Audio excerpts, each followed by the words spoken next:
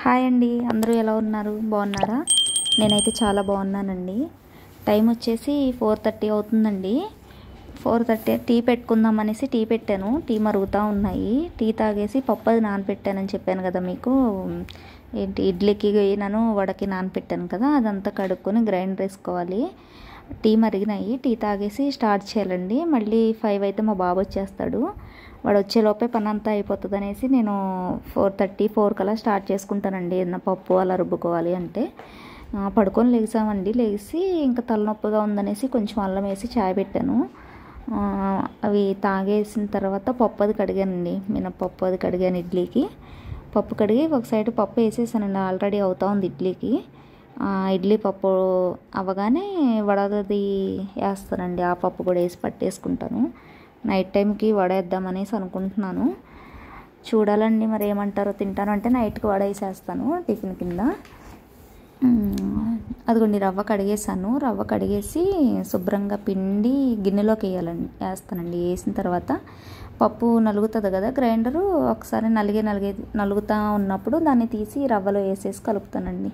కలిపేసి బాగా ఫ్రిడ్జ్లో పెట్టేస్తాను ఒక డబ్బాలో వేసి. చూడండి అదిగో గ్రైండర్ వేసాను, అవుతూ ఉంది.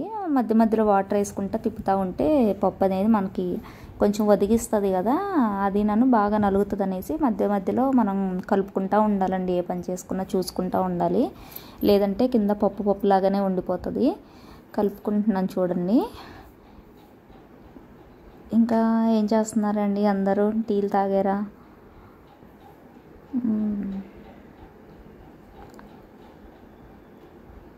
వాటర్ వేసాను. వాటర్ వేసి పప్పు పట్టేసాను. అది నెక్స్ట్ గారెలకి నానపెట్టానని చెప్పాను కదా, అదైతే వాష్ చేస్తున్నాను.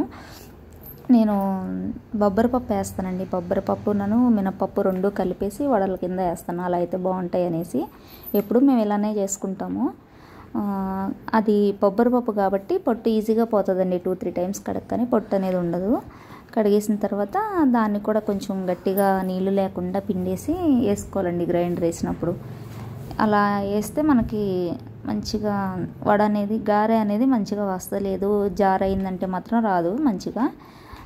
కడుగుతున్నాను చూసారా, ఈలోపు ఇడ్లీ పిండి అయిపోతుంది అనేసి అది వేసాను. అది అవ్వగానే అది తీసేసి దాన్ని ఫ్రిడ్జ్లో స్టోర్ చేసేసి నెక్స్ట్ ఇదైతే వేస్తానండి గారెల పిండి. కడిగేసానండి. అది కూడా కడిగేసి పక్కన పెట్టుకున్నాను. టీ తాగేసాను ఈలోపు వేడివేడిగా. 5 అవుతుందండి. 4:30 స్టార్ట్ చేశాను. 5 అవుతుంది. మా బాబు కూడా వచ్చేస్తాడు ఇంకా స్కూల్ నుంచి. వస్తే వాడికి ఏదో ఒకటి పెట్టేసి స్నానం చేయించాలండి. స్నానం చేసి ట్యూషన్కి పంపిస్తాను 6కి. మళ్ళీ వాడు వచ్చి 7:30కి అలా వస్తాడండి. వాడు వచ్చేసరికి వంటది చేశానంటే కొంచెం తినేసి పడుకుంటాడు. ఇంకా అది కూడా పిండి కూడా తీసేసాను. నలిగిపోయింది ఇడ్లీ పిండి. కలుపుతూ ఉన్నాను గిన్నెలో వేసేసి. అక్కడ డబ్బా కనిపిస్తుంది చూసారా, ఆ డబ్బాలో వేసేసి స్టోర్ చేస్తానండి. అది మాకు 3-4 డేస్ అలా వస్తుంది ఇడ్లీ పిండి. మా బాబుకి అసలు ఇడ్లీ అంటే నచ్చదండి. ఒక రోజు తింటాడు, తర్వాత రోజు నాకు వద్దు అంటాడు. ఇంకేం చేస్తాము ఇంకా టిఫిన్స్ అంటే రోజు. నెక్స్ట్ ఇడ్లీ పిండి అయిపోయిన తర్వాత ఇదిగోండి గారెలది కూడా వేస్తున్నాను. అది బాగా గట్టిగా పిండేసి గారెలకి వేయాలి. అది ఎక్కువసేపు నలగాల్సిన అవసరం లేదండి. మనకి మెత్తగా కావాలి అనుకుంటే పిండి కొంచెం మెత్తగా పట్టుకోవాలి. లేదు మనకి క్రిస్పీగా కొంచెం తినేటప్పుడు తగులుతూ ఉండాలి అనుకుంటే కొంచెం మరి ఇలా తీసుకుంటే సరిపోతుంది. నెక్స్ట్ ఇవి పచ్చిమిర్చి అల్లం పేస్ట్ పట్టానండి. అది పట్టి గారెల పిండిలో వేసాను. నెక్స్ట్ టమాటా పచ్చడి చేద్దామనేసి చట్నీకి చేశాను. గారెలకు బాగుంటుంది అనేసి ఉల్లిపాయ కూడా వేసుకున్నానండి. ఉల్లిపాయ వేసుకుంటే బాగుంటుంది.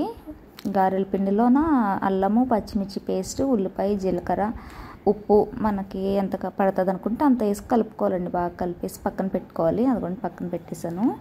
మనం వేసే ముందు వేసుకుంటే ఆయిల్ పెట్టేసేసుకుంటే సరిపోతుంది. చట్నీ కూడా ఒకవైపు ప్రిపేర్ చేసేసాను. టమాటా చట్నీ మిక్సీ వేసేసాను. గారెలు అదిగోండి గారెలు అయితే వేస్తున్నాను. అవుతూ ఉన్నాయి. తినే ముందు వేసుకుంటే వేడిగా ఉంటాయని చెప్పేసి తినే ముందు వేస్తున్నాను. Finally prepare.